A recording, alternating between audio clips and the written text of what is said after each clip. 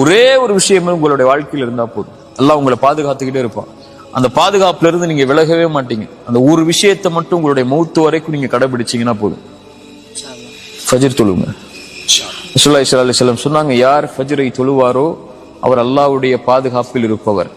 அல்லாஹ்வுடைய பாதுகாப்பில் இருப்பவரை எதுவும் தீண்டாது. ரசூலுல்லாஹ்வுடைய வார்த்தை இல்லையா?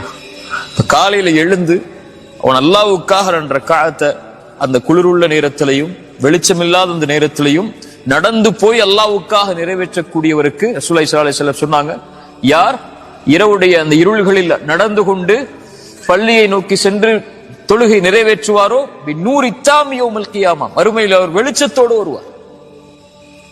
அல்லாஹ் அவரை பாதுகாக்கிறான். யார் ஃபஜ்ரை தொழுவாரோ அவரை, அன்றைய தினம் முழுவதும் அவர் அல்லாஹ்வுடைய பாதுகாப்பில் இருப்பவர். அல்லாஹ்வுடைய பாதுகாப்பில் இருப்பவரை